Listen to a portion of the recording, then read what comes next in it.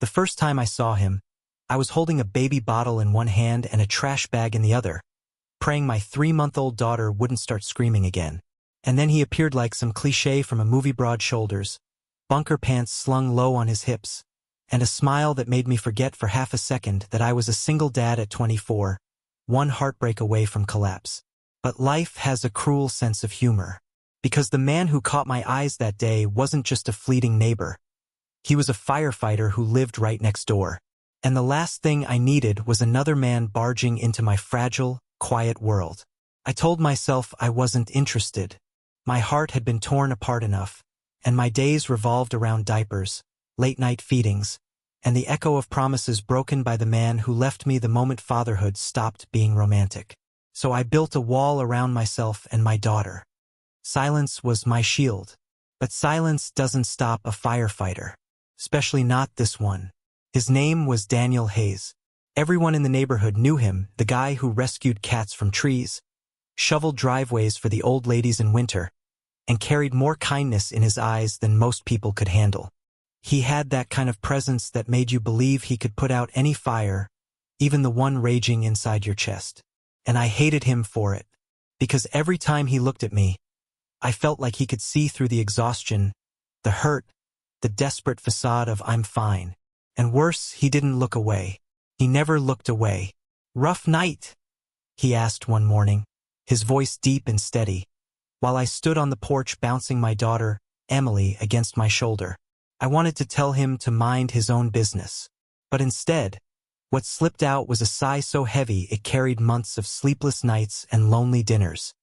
"Rough year." His lips quirked into a smile, soft but not mocking. "Then maybe you could use a little help." Help. The word felt dangerous, because help meant letting someone in, letting someone close. And I wasn't ready for close, not when I'd learned the hard way that closeness could vanish without warning. But Daniel didn't push. He started small, bringing my trash cans to the curb on collection day, fixing the loose latch on my fence without asking, waving at Emily like she was the most important person in the world. And maybe that was what broke me little by little. Not the big gestures, but the quiet ones. The way he bent down to Emily's level and made silly faces until she giggled. The way he said my name like it wasn't a burden. The way he never flinched when I snapped at him out of exhaustion or fear. One evening, after Emily finally fell asleep, I found myself leaning against the porch railing, watching him wash his truck in the fading light. Water glistened over his t-shirt, clinging to muscles I had no business staring at. And when he caught me looking, instead of teasing, he just offered me a beer with a grin. I took it. God help me, I took it. We sat there, side by side, the silence between us no longer a shield but something softer, something almost safe. "Do you ever regret it?" he asked suddenly, his voice careful. "Being a dad so young?" The question hit harder than I expected. My first instinct was to lie, to say no. But his eyes held me there, steady and unflinching. And for the first time in months, I let myself speak the truth. Every day is hard. But regret. I shook my head, staring at the faint glow of Emily's nightlight through her window. Never. She's the only thing that makes sense anymore. Daniel's gaze softened, and for a moment, the world felt terrifyingly still. "You're stronger than you think," he murmured. And God, I wanted to believe him, but strength had a limit, and mine was running out. Because the more Daniel showed up, the more he leaned into my life with that quiet, unwavering presence, the harder it became to keep pretending that my heart was untouchable. One night, the baby monitor crackled to life with Emily's cries, and before I could move, Daniel was already at my door, hair mussed, eyes alert. "I heard her," he said simply, stepping in like he belonged there. And maybe he did, because the way he held her, steady and gentle, like she was made of light, made me realize something terrifying. I wasn't just letting him into my house. I was letting him into my heart. And if he left like the man before him did, it would destroy me. But as I stood there, watching my daughter curl against his chest, her cries fading into soft hiccups, I realized maybe, just maybe, some fires weren't meant to be put out. Some were meant to burn. The first time Daniel kissed me, I wanted to shove him away. Not because I didn't want it, but because I wanted it too much. It happened after another one of those nights where Emily refused to sleep, her tiny body racked with colic, her cries filling the air until my nerves felt stripped raw. I was pacing the living room, bouncing her in my arms, when Daniel appeared at my door like he'd been summoned. He didn't knock. He just walked in, wordlessly took Emily from my arms, and rocked her with a patience I didn't know how to hold anymore. When she finally quieted, when the house fell into an impossible silence, I broke. I leaned against the wall and covered my face, trying not to let him see the tears.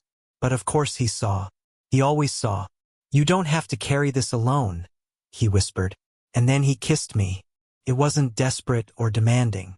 It was slow, careful, the kind of kiss that wasn't asking for anything except permission to stay. And that was what terrified me most, because staying was the one thing no one had ever done for me. I pulled back, shaking. Please don't do this to me. Don't make me believe." Daniel cupped my face with his calloused hand, steady as ever. "I don't make promises I can't keep." But I couldn't trust promises. Not yet. For weeks, I wrestled with the war inside me. Daniel became a constant in our lives. Not just mine, but Emily's too. She lit up every time he walked in, her tiny arms reaching for him with unshakable trust. He was there for bedtime stories, for Sunday pancakes, for the quiet afternoons when the loneliness threatened to eat me alive. And the more he stayed, the more my walls crumbled. But it wasn't easy. Love never is. There were arguments the night I snapped at him for fixing my sink without asking, the day I accused him of being too good to be true. Each time, he didn't fight back with anger. He stood his ground, calm and steady, reminding me that he wasn't here to replace anyone. He was here because he chose us. The turning point came one stormy night in October. The rain was relentless, thunder rattling the windows. Emily woke up screaming, terrified, and I rushed into her room, heart pounding. Before I could soothe her, Daniel appeared in the doorway, soaked from running back from a late shift. He didn't hesitate. He crossed the room, knelt beside her crib, and spoke in that low, steady voice that had once calmed me. "You're safe, little one. Daddy's here. I'm here too." Something inside me cracked wide open, watching him hold her, whispering comfort as if she were his own. I realized it wasn't just me who needed him. Emily did too. And maybe, just maybe, this wasn't about filling a void left by the past. Maybe it was about building something new.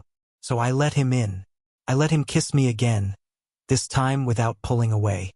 I let his hands anchor me when fear tried to convince me I didn't deserve this happiness. I let myself believe that maybe not everyone leaves. And when he whispered, "I love you," into the quiet of my bedroom, I didn't run. For the first time, I believed it. Months passed. The seasons turned. Life didn't get easier. Emily still woke me at odd hours. Bills still stacked up on the counter, but it got lighter. Because Daniel was there. He was there when Emily took her first wobbly steps across the living room. He was there when I burned the Thanksgiving turkey and we ended up eating pizza on the floor. He was there when I laughed so hard I cried, and when I cried so hard I couldn't breathe.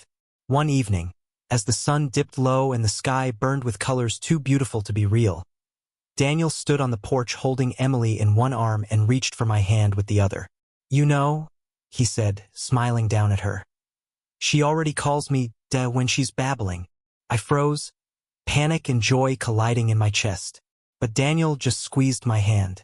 "I don't need a title. I just need you. Both of you." Tears blurred my vision, and I leaned into him, letting my head rest on his shoulder. Emily laughed, clapping her little hands, as if she knew the truth before I did. The truth was simple. I had raised my child in silence, burying my heart in fear. But silence had its limits, because sometimes love walks right through your door.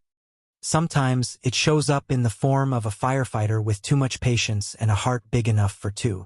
And sometimes, against every fear, you let yourself choose happiness. That night, as the stars blinked awake in the dark, I realized I wasn't alone anymore. I hadn't been for a long time.